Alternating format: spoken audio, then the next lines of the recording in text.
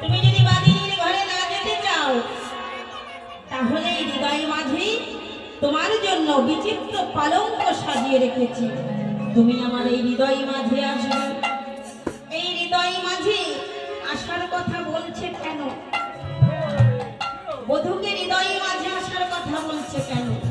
শ্রীমতী রাধারানী বলছে, আমার হৃদয়ে যে অপুরন্ত তাপ আছে, আমার বধূর চরণ স্পর্শে নির্বাপিত হয়ে যাবে। আর বধূর চরণের ব্যথা আমার এই তাপ লেগে নির্বাপিত হবে। তাই শ্রীমতী রাধারানী বলছে, বধূ তুমি আমার হৃদয় মাঝে এসো। এই হৃদয় মন্দিরে তোমার জন্য বিচিত্র পালঙ্ক সাজানো আছে। আশেপাশে রসের বালিশ, বলছে বিচিত্র পালঙ্ক আছে, আশেপাশে রসের বালিশ। ও মায়েরা বলছে আশেপাশে রসের বালিশ। রস তো তরল পদার্থ, তা সেই রসের আমার বালিশ হয় কি করে? হ্যাঁ, রস তো তরল পদার্থ, সেই রস দিয়ে আবার বালিশ কি করে হয়? জয়িছে বীর ইক্ষু রস গুড় খণ্ড সার, সার করা সীতা মিশ্রি উত্তম মিশ্রি, আর সার করা সীতা মিশ্রি উত্তম মিশ্রি। জয়িছে বীর ইক্ষু রস গুড় খণ্ড সার, সার করা সীতা মিশ্রি উত্তম মিশ্রি। আর জয়িছে বীজ ইক্ষু অর্থাৎ আখ, আখ গাছ থেকে রস হয়, তাই তো?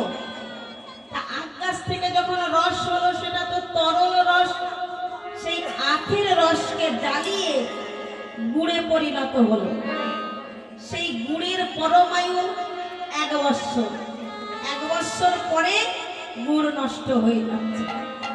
তাহলে বোঝা গেল এই গুড়ে গাদ লুকিয়ে আছে, তাই নষ্ট হয়ে গেছে। তা সেই গুড়কে আবার যদি এর উপরে যে পাকা ভ্যান্ডার আছে সেই গুড়কে জ্বালিয়ে চিনিতে পরিণত করলো, সেই চিনির পরমায়ু 5-7 বছর, 5-7 বছর পরে দেখা গেল চিনিও বলতে শুরু করে।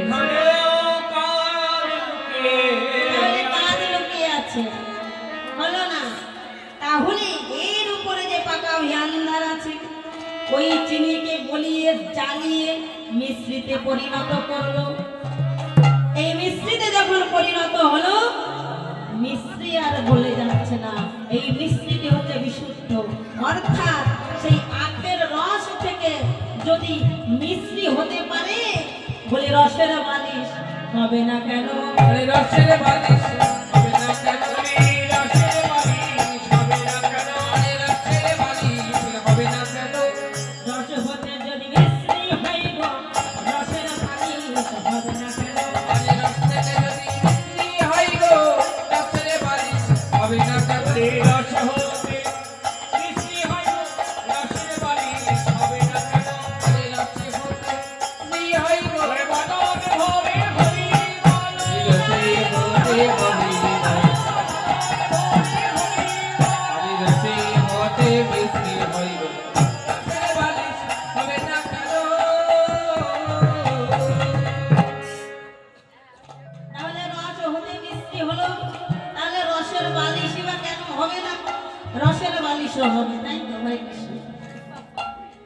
কিন্তু হয় না কেন জানো মা?